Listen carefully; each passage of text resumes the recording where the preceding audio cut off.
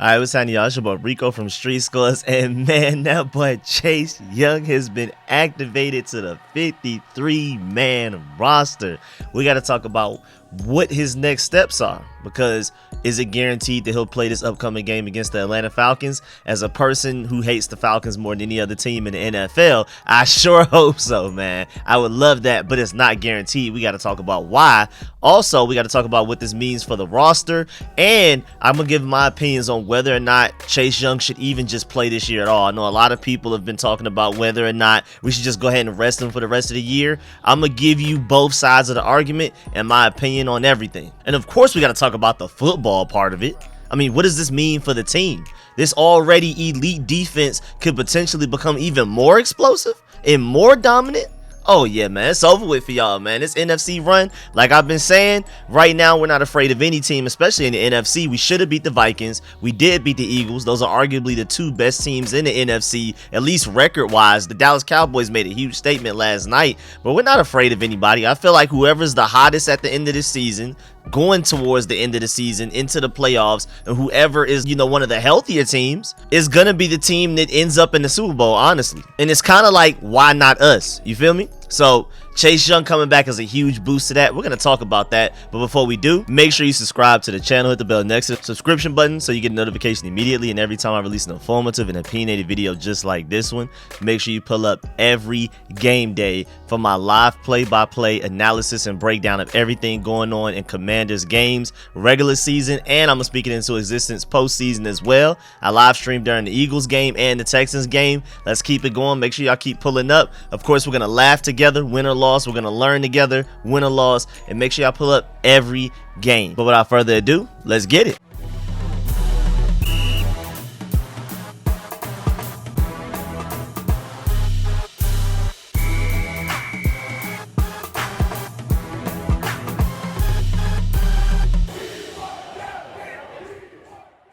Alright, so Ron Rivera held a virtual press conference today, and he went ahead and just announced the Commanders are activating defensive end Chase Young. And that's really interesting too, because it's Monday. They haven't practiced since that game on Sunday. So I guess he was that close maybe before that game, and then they probably just erred on the side of caution, like, nah, let's hold him back another game. We'll just wait. We don't want to rush it. So that builds my trust into the decisions that they're making right now. I feel like if anything, they're being overly cautious, which is a good thing. I do not want to risk bringing him back too early when he shouldn't and risking further injury. And then next thing you know, we're waiting until 2024 to see Chase Young. You know what I'm saying? So just off of the fact that he was activated immediately Monday without a practice, again, they didn't practice today from what I believe. It's not like he went out there and did something today for them to be like, you know what, let's go ahead and activate him. He looks really good. I think they were just that close to activating them before the game, but then maybe they wanted to keep those roster spots for players that actually played in that game,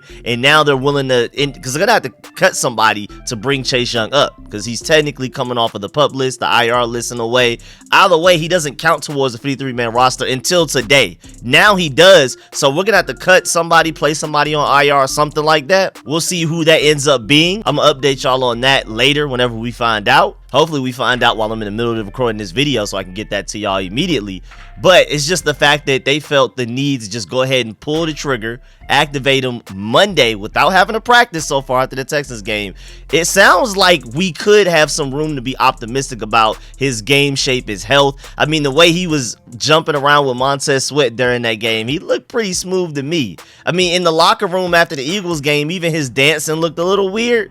But I don't know, it was something on that Texans sideline. He did look a little bit better, but who knows? I got to see him in pads and going against people in practice. So if they ever get a chance, any of the reporters get a chance to like actually go into a Commanders practice this week and give us clips from what happens, and we can see how good or not good Chase Young looks, I'm gonna definitely give y'all that. Y'all know how I do. Every time there's a practice, anything monumental, anything significant happens, I'm gonna upload the clips from the practice. So make sure y'all stay tuned for that. Hopefully we'll start to get some of those coming in by like Wednesday. Again, Chase Young is activated, meaning he'll be on the 53-man roster going forward, but that does not necessarily mean that he'll play Sunday. Rivera said, quote, "We want him to consistently cut it loose," unquote. So even if he doesn't play against the Falcons, it definitely sounds like he should end up playing at some point this season, because otherwise you could just put him back on IR. If he's not ready, put him back on IR. If you're even like slightly skeptical about the situation, you just put him on IR and you probably rest him for the rest of the season. Again, they activated him on a Monday with no practice. So I'm pretty optimistic about the fact that Chase Young should be ready to go. Maybe they're seeing something that us as fans are not seeing, because again, everything I've seen, he hasn't looked exactly as well as I've wanted him to, but maybe they're seeing something in practice. It's always been good news coming out of the practice, and every time we start to think, oh, okay, maybe Chase Young gets activated now, and then it just ends up not happening. It always just seems like it's a setback, or oh, he's not as close as we thought we were. I think it was even like Ian Rappaport or Adam Schefter, like literally after the Eagles game, said that he thinks that Chase Young will more than likely play against the Texans or something like that, and Chase Young ended up not playing. So every time we get a little happy, we get let down again. But this sounds like a monumental step forward to, again, we may be kind of let down again. He may not play, but activating him to the 53-man roster and him taking up a space on a finite roster with only a limited amount of spaces available, that's huge. Now, that doesn't necessarily mean that he's going to be active against the Falcons. We always have about like 3 to 5 players that's not active. They're on the 53-man roster, but they're not eligible to play in the game. That was Sam Howell for the first few weeks while Carson Wentz was the starter.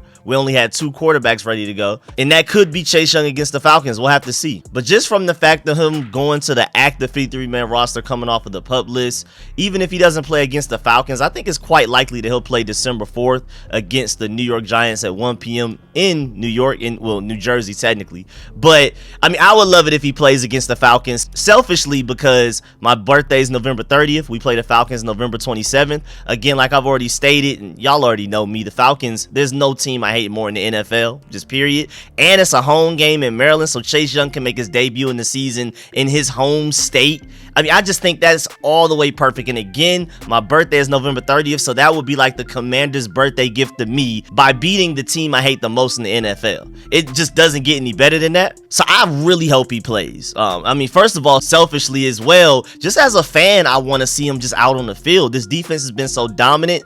Love what James Smith-Williams has done, especially as far as against the run and setting the edge and being disciplined. That's what is allowing guys like Montez Sweat, Jonathan Allen, and Daron Payne to do what they're doing, because he's holding his end of the bargain, keeping things where he needs to be, and the quarterback can't go his way, so the quarterback ends up going into those other guys' ways, you know what I'm saying? Or even if they see Daron Payne coming straight up the middle to him, you can't bounce it out to James Smith-Williams' side because he's there and ready, so they typically see that and just end up taking the sack from Daron Payne. That's why this super disciplined, Jeff Zgonina coached, Ryan Kerrigan assisted, Warren Sapp advised defensive line is so much more productive now because everybody's playing in their roles. So shouts out to James Smith-Williams, FL Bada in the rotation. Casey Toohill had 2 tackles for losses. John Ridgway was an excellent signing. Ignoring those penalties, he's been really good for us and literally what we were hoping we would get out of Fedarian Mathis. I can't wait to see what Fedarian Mathis does when he comes back. That's just going to be unfair at that point. And I love all of those guys. They've all been contributing in ways that I'm really excited about. They've all exceeded my expectations to a certain point. But you add Chase Young to this defensive line, man. Come on now. This defense has already been elite.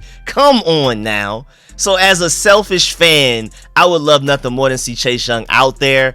Also, I mean, I love defensive line. That's my favorite part of football. Defensive line is poetry to me. I mean, there's certain aspects about the nuance of route running, of course, QB play, the high IQ and awareness that it takes to play middle linebacker. It's a lot of different nuances to the game that I do really enjoy, but I think the poetry behind defensive line is probably my favorite, but it's also because I'm probably biased because I played edge rusher and all along the defensive line all throughout middle school, so maybe that's why I'm biased towards it. Either way, my favorite part about football is the trenches. Quarterbacks are exciting, they're fun to watch and all of that, and wide receivers are flashy and stuff like that, but my favorite part of football is the defensive line, and Chase Young has the potential, the athleticism, the untapped ceiling to be the best player on this team. Even with Montez Sweat leading the NFL, I believe, in like pressures or QB or something like that. Even with Jonathan Allen having an all-pro year. Even with Daron Payne leading our team in sacks as an interior defensive lineman, as a D tackle. Chase Young still has the ridiculous amount of talent to be even better than those guys and more impactful. First of all, I mean, while Daron Payne is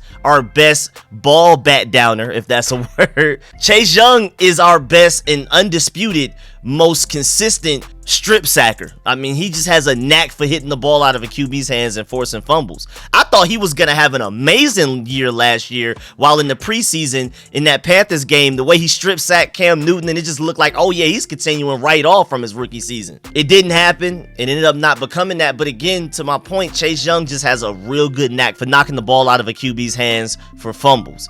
I mean, nobody else in our defensive line really does that. They do a good job of getting to the quarterback, but as far as creating game-winning turnover plays like that, so far all of our turnovers have basically been coming from our secondary. You add Chase Young to what we already got going on, I think this defense goes from one of the best, if not the best, to definitively the best, especially if Chase Young is 100%. If he has a lot of his explosion back, even if he's not 100%, you don't need all of that athleticism. He has so much athleticism in him that he doesn't need to be 100% to be a dominant edge rusher. Nick Bosa and Joey Bosa, even while Chase Young is probably only like 80% of himself right now, is still probably not as athletic as currently injured Chase Young athletically. The reason they're so dominant is because of technique, hand usage, counters, nuance, high IQ, all of that type of stuff. If Chase Young can get that, he's unstoppable 100% or not. And then that whole thing that he was working out with Von Miller this offseason, hopefully he can put that to good use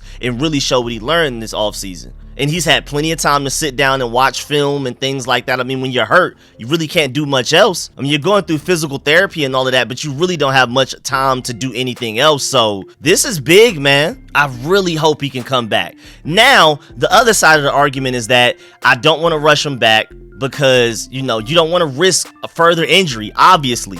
But another counterpoint to that, if Chase Young is able to play and you're like 100% sure that he's good to go and we don't have to worry about his leg no more, you know how much confidence and momentum he could carry into the 2023 season if he gets himself a couple of big plays this season. It would be priceless. You couldn't put a price on the amount of confidence that he could gain and the, oh yeah, I still got it, that he would feel in himself, and he would carry that on to the 2023 season if he makes a couple of good plays, even just has a couple of good games this season at some point. That would be huge. There's just no amount of practice through the offseason that could generate the same amount of confidence and do as much wonders as if Chase Young is able to play a few games this season, hopefully starting against this Falcons team whose O-line is really physical but not great.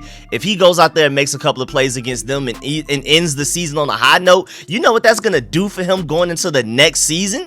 I mean, just first of all, when players get hurt, especially long-term injuries, they're worried about, can I even explode off of my leg the way I used to be able to? Can I trust it? Can I play completely worry-free? You know what I'm saying? So if he can get any playing time this year and make any monumental plays and look like he belongs out there and things like that, he doesn't even have to be the best player. Again, Jonathan Allen's all-pro, Daron Payne leading the team in sacks, and Montez Sweat is leading the NFL in 1 or 2 pass rushing statistics. We don't need Chase Young out there. And again, I would love to have him out there in general, but most importantly, what this could do for him mentally moving forward, if he could play some games this year, put some nice games together, carry that into 2023, and then have a better idea of what he needs to work on and what he doesn't need to focus as much on throughout the offseason, it would make him a more focused and confident player. Come on now, that you can't replace that. So yo, man, I'm really excited. I mean, granted, the rest of the games this season, Falcons, at Giants, bye week, versus Giants, at 49ers, against Cleveland and Maryland, and then ending the game against the Cowboys in Maryland as well. I would love to get him starting against the Falcons this upcoming week, because then that would be over the course of 7 weeks, 6 games that he can carry on into the next season.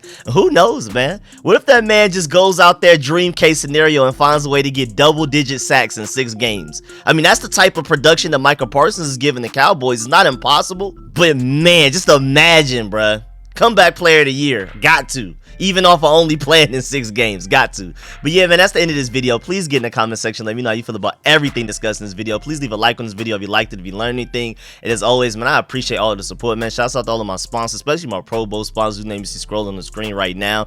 Please let me know how y'all feel about the Chase Young situation. I know a lot of y'all want him to just go ahead and sit, but do you trust the team doctors and the training staff enough to know that they have Chase Young's best interests at heart? And if they allow him to play against the Falcons, do you trust them enough to know that he's actually healthy enough to go? But catch y'all later. I'm out.